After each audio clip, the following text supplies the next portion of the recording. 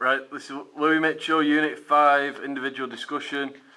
Outcome 1.1. List of values or codes of practice relevant to the work being carried out.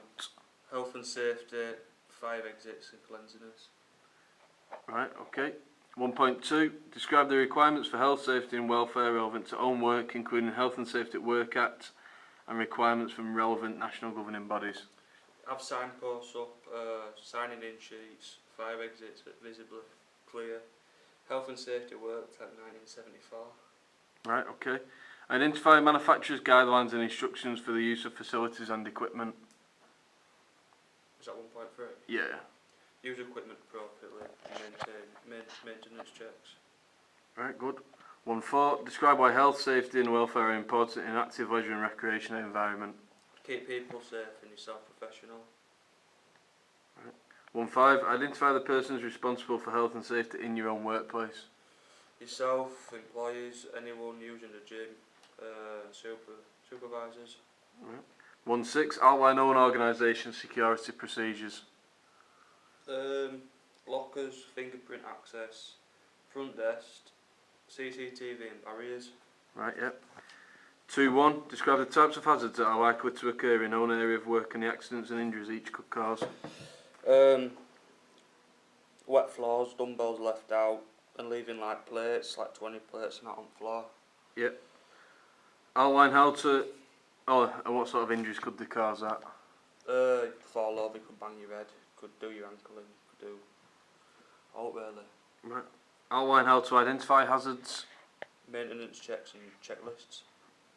List health, safety and security checks to be followed. Maintenance checks, run tests on treadmills, do park queues and 5 exit checks. Yeah. 2.4. Describe how to carry out basic risk assessments of the types of hazards that may occur. A work template, to follow it, new equipment, risk assessments, and then do like morning, night checks. Yeah. 2.5. Describe why is it important to get advice from a relevant colleague if unsure about hazards and risks in own workplace. It's how to use machines and stuff like that. To control substances, hazards to health. Yeah, so your COSH stuff. Yeah, COSH, yeah. Identify who to ask if unsure about hazards and risks in your own workplace. Your employee or your supervisor.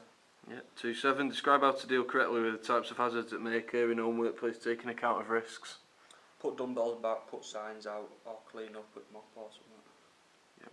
Identify documents relating to health and safety which may have to be completed. Park queues, risk assessments, induction forms and checklists. Yep. Outline how to complete health and safety documents correctly. A check-in sheet or a tick list. 4.1. Describe what is meant by safeguarding and protecting the welfare of children and vulnerable adults. Make sure they are safe, protecting people. Right, okay. 4.2. Describe own role and responsibilities for safeguarding and protecting children and vulnerable people. Check on them regularly and ask them questions.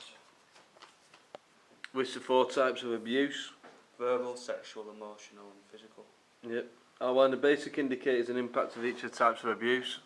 Verbal, swearing, bullying, sexual, touching, inappropriate behaviour or remarks, emotional, bullying or physical, or pushing, hitting. Yep. Describe the risk that individual abusers or potential abusers pose to children and vulnerable people. Self-esteem issues and injury when distracted. Yeah. 4.6. Describe organisational policies and procedures in relation to safeguarding and protecting, including the reporting procedures. Involve police if necessary. Tell your manager. Yeah. Outline what to do if concerned about possible abuse. Let supervisor know, or colleague, or management. Yep. Describe how to respond to a child or someone else disclosing abuse or concerns about abuse. Acting.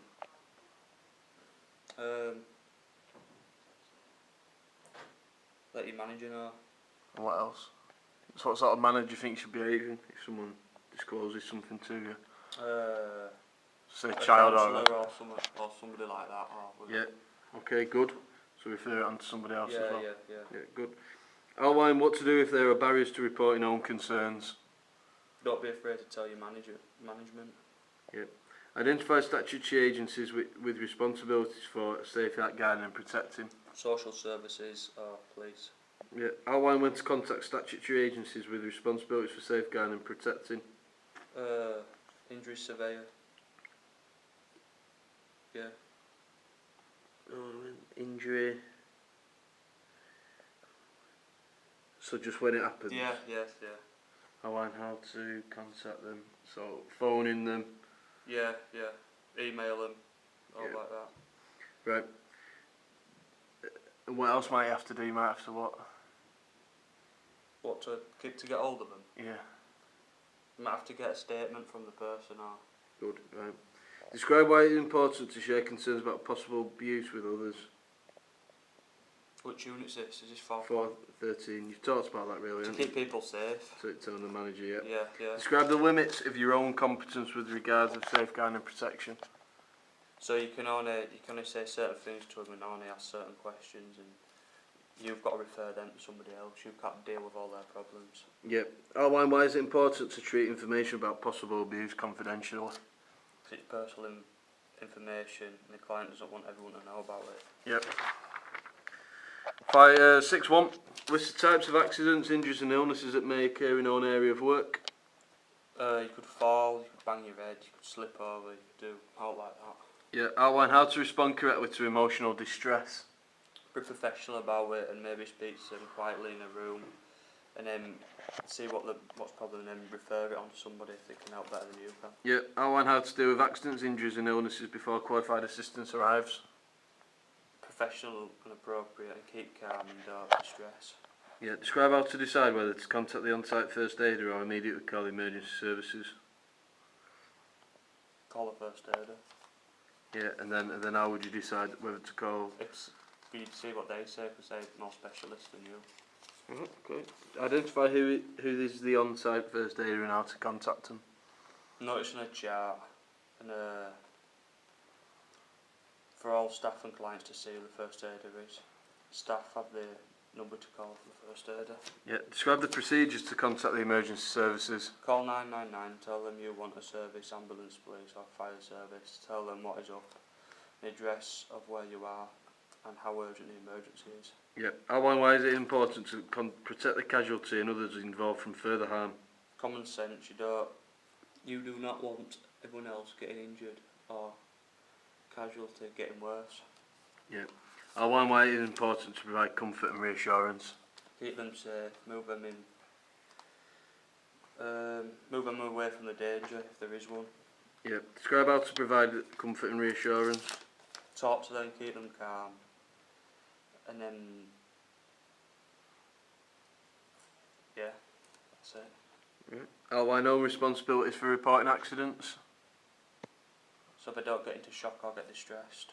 Yep. Outline the procedures for reporting accidents. Report to the right person. Who might that be in the centre then? Or your gym? The manager. Yep.